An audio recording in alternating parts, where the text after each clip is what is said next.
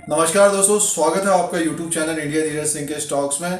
Bharti Airtel limited की चर्चा करते हैं इस वीडियो में। शेयर प्राइस है 540। एक तरह से निफ्टी अपना नया हाई बना रहा है, बट भारती में जो गिरावट आई थी वहां से बढ़कर ऊपर की तरफ गया है। कुछ महत्वपूर्ण पॉइंट्स की बात करेंगे इस वीडियो में और टेक्निकल चार्ट के अनुसार देखेंगे कि क्या अभी स्थिति है आने वाले दिनों में।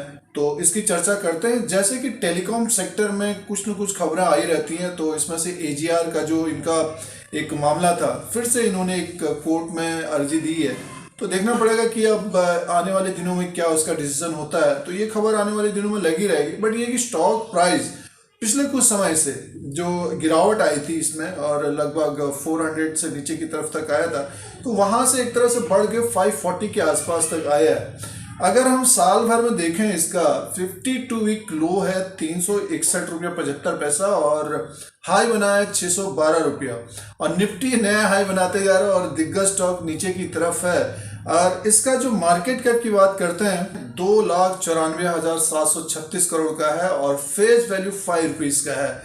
पिछले कुछ समय से एक तरह से जो टेलीकॉम सेक्टर के जो शेयर्स हैं, जब से जियो आया है, तो भारती एयरटेल और वोडाफोन आइडिया में एक तरह से कमजोरी रही थी। बट ये की ट्रेडिंग के हिसाब से आप देखेंगे तो मौका एक तरह से दिया है निवेशकों को। और जो लंबे समय के लिए जिन्होंने भारती एयरटेल को लिया था, तो लगभग देखिए ये ऊपर के लेवल पे ही कारोबार कर रहा था, बट जो गिरावट आने के बाद वहां से अच्छा खासा रिटर्न दिया है। तो प्राइस परफॉर्मेंस की बात करते हैं पिछले कुछ समय की।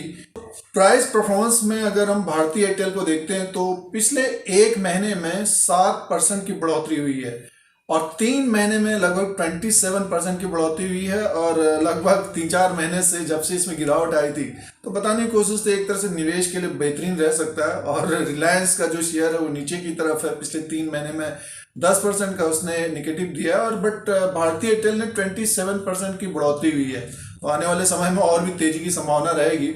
और एक साल में देखते हैं तो 18% बढ़ा है दोस्तों। भारतीय एयरटेल का शेयर 18% बढ़ा है। यानी मीन्स निवेशकों को निराश नहीं किया जिन्होंने। एक साल में 17% 18% की बढ़ोतरी हुई। 3 साल की बात करते हैं जिसमें कम रिटर्न है, 13-14% का रिटर्न है और एक तरह से दिग्गज स्टॉक रहा है। बट ये कि कुछ खबरों की वजह से टेलीकॉम सेक्टर में हमेशा कुछ ना कुछ खबरें रहती हैं। बट ये कि आने वाले दिनों में भारतीय एयरटेल का सेल्स बढ़ेगा, प्रॉफिट बढ़ेगा, कंपनी एक तरह से प्रॉफिट में आएगी आने वाले समय में।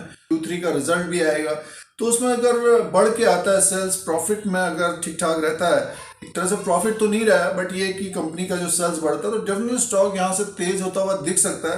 तो एक तरह से प्राइस परफॉर्मेंस में देखें तो कुछ ना कुछ भारतीय एयरटेल ने दिया है।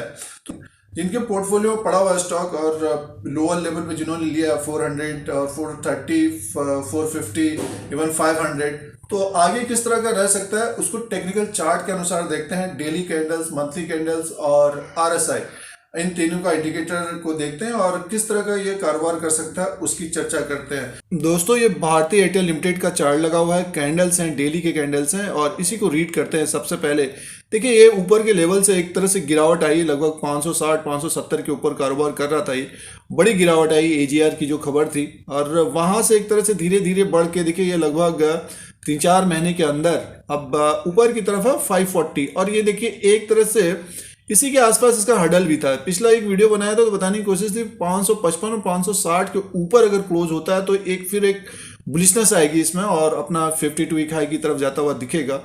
अब देखिए उसी के आसपास से एक तरह से इसने नीचे की तरफ आया है और देखिए ये 540 के आसपास है और पिछले 3-4 महीने में अच्छा खासा रिटर्न भी दिया है। जैसे कि आपने देखा कि प्राइस परफॉर्मेंस जो रहा है 3 महीने का अच्छा रहा है। अब इसको कैंडल के हिसाब से देखते हैं तो 555 और 560 का एक इसका हडल बना हुआ है।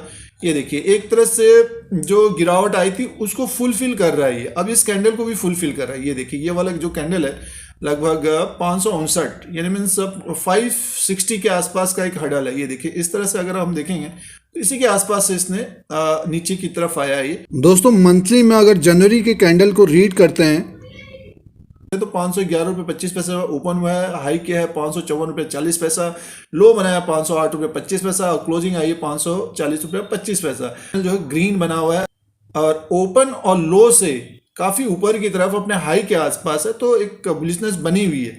तो संभव ये है कि ऊपर की तरफ जाता हुआ दिखे। और जिन्होंने लगभग 500 के आसपास, जिन्होंने अगर 511 508 के आसपास लिया है, तो एक तरह से जो उनका स्टॉप लॉस होना चाहिए लगभग 526 और 530 का होना चाहिए। और जो लेना भी चाहते हैं तो अगर लोअर लेवल पे दिखता है तो डेफिनेटली इसको पकड़ने की कोशिश करनी है भारतीय एयरटेल को। और जिनके पोर्टफोलियो में ऑलरेडी है तो 560 का एक हडल बना हुआ है, इसके ऊपर अगर ये क्लोजिंग देता है डेफिनेटली ये दोनों कैंडल्स को फिलअप करता हुआ दिखेगा, वहां से भी और तेज होता हुआ दिखेगा। अब जैसे कि 361 का इसका लो है, जैसे कि इसका जो लो है 361 का है, अगर हम निफ्टी को देखते हैं तो दुगना हो गया है। तो भारतीय एयरटेल का भी शेयर आने वाले समय में दुगना रहेगा, भारतीय एयरटेल का भी शेयर ऊपर की तरफ होगा। और काफी ब्रोकरेज हाउसेस ने टारगेट भी लगभग 600-700 तक का दिया है। तो दोस्तों जब तेजी आ जाती है स्टॉक में तो वह और तेजी की संभावना रहती है। तो बेसिकली ये है कि जो लंबे समय के लिए जिन्होंने निवेश किया है लोअर लेवल पे लिया है इसको बने रहना चाहिए भारतीय एयरटेल लिमिटेड में। अब ये है कि उतार चढ़ाव रहता है, उसको एक तरह से फ्रेंड की तरह रखिए उतार चढ़ाव को, क्योंकि स्टॉक एक तरफा नहीं बढ़ता है और जैसे तेजी से ऊपर की तरफ से रह जाएगा। बट ये है कि थोड़ा सा गिरता है तो वो बेनिफिट रहता है कि किसी को एंट्री करना है, कोई फिर सेल करके फिर से खरीद लेता है। तो बहुत सारी चीज़ें हैं, जैसे हाई, ओपन, लो, क्लोजिंग। कोई हाई पे खरीदता है तो थोड़ा उनको ज़्यादा रिस्क भी रहता है, जल्दी से पैसा बन जाता है। जो लो और ओपन में लेते हैं तो थोड़ा सा समय लगता है बट बेनिफिट उनको सबसे ज़्यादा होता है। और जो क्लोजिंग में लेते हैं ट्रेडिंग वाइज, कल बेच देंगे परसों बेच देंगे, तो उनको भी बेनिफिट है। तो हर कोई अपने हिसाब से एक तरह से ट्रेड करता है। बट बेस्ट ये रहता है कि अगर लोअर लेवल पे स्टॉक, बढ़िया स्टॉक हो, वो अगर गिरा हो किसी कारणवश, उसको लेने की कोशिश करनी चाहिए। अब देखिए रिलेटिव स्ट्रेंथ इंडेक्स जो है इसका मंथली के हिसाब से हम देखते हैं तो 60 के आसपास है, यानी मीन यहाँ से लगभग 15 से 20% ऊपर की तरफ जा सकता है। लगभग मान के चले 600 को क्रॉस करता हुआ दिखेगा, फिर एक गिरावट की संभावना रहेगी और या फिर उसी के आसपास से फिर और तेजी की संभावना रहेगी, क्योंकि अगर Q3 का रिजल्ट बेटर आता है तो और ऊपर की तरफ जाएगा। तो दोस्तों अभी समय है, तो दोस्तों एक तरह से अभी बढ़ सकता है मंथली के हिसाब से। और डेली के हिसाब से इसको चेक करते हैं तो रिलेटिव स्ट्रेंथ इंडेक्स को देखिए एक तरह से ये 70 के आसपास चला गया था, थोड़ा सा एक तरह से डाउन ट्रेंड में 540 के आसपास सपोर्ट लेना चाहिए, उसके बाद 525 के आसपास। बट ये है कि अभी अब ये ऊपर की तरफ जा रहा है तो 555 560 का एक हडल बना हुआ है, उसके ऊपर अगर क्लोज होगा तो और तेजी की संभावना रहेगी। तो दोस्तों इसमें नजर बनाए रखिए। दोस्तों हम टेक्निकल चार्ट के अनुसार इसका एनालिसिस और विश्लेषण करते हैं, डेली कैंडल्स, मंथली कैंडल्स और RSI को देख के। तो डेली में थोड़ा है कि थोड़ी सी तेजी है आई है और थोड़ा प्रॉफिट बुकिंग ले रहे हैं लोग जो शॉर्ट टर्म के लिए बने रहते हैं। बट ये है कि 555 560 के ऊपर क्लोज देता है तो तेजी की संभावना रहेगी। और लोअर लेवल पे एक तरह से मिलता है तो उसको मौका देखना चाहिए भारतीय एयरटेल लिमिटेड को। और मंथली के हिसाब से अगर हम इसे देखते हैं तो एक तरह से तेजी है, और पिछली जो गिरावट हुई थी 3 मंथ का तो धीरे धीरे उन कैंडल्स को फिलअप करता हुआ दिख रहा है। तो और 52 वीक हाई को भी ब्रेक करता हुआ दिखेगा। जिनके पास समय है उनको बने रहना चाहिए। तो ये व्यू रहेगा दोस्तों ये भारतीय एयरटेल लिमिटेड का अपडेट था। इसी तरह से और वीडियो देख सकते हैं। मारुति का स्टॉक ऊपर की तरफ जा रहा है, 8000 की तरफ जा रहा है। तो अगर जिन्होंने अभी इसी महीने लोअर लेवल पे था, लगभग 7600-7500 के आसपास था, शॉर्ट टर्म के लिए एक तरह से वीडियो के माध्यम से बताने की कोशिश थी कि 8000 का टारगेट होना चाहिए। और देखिए बहुत जल्दी आ गया। समय में ऑटो सेक्टर में तेजी रहेगी, टाटा मोटर भी बढ़ता हुआ दिख सकता है, 200 को क्रॉस करता हुआ दिख सकता है। ये है कि अब प्रॉफिट बुकिंग की संभावना रहेगी। और फाइनेंशियल स्टॉक्स एक तरह से तेजी रहेंगे। इसमें से आप SBI को देख सकते हैं, HDFC बैंक है और HDFC लिमिटेड है। ये स्टॉक एक तरह से ऊपर की तरफ है, प्रॉफिट बुकिंग अगर आती है इन शेयरों को नजर में रखिए। L&T है, एक्सिस बैंक है, इंडसइंड बैंक है, बंधन बैंक है। तो फाइनेंशियल स्टॉक्स जिनके पास भी है, पोर्टफोलियो में है, संभावना ये है कि और तेजी रहेगी। कारण ये है कि अगर निफ्टी बैंक अपना 52 वीक हाई ब्रेक करता है तो डेफिनेटली जो स्टॉक बढ़ रहे हैं वो और तेज होते हुए दिखेंगे।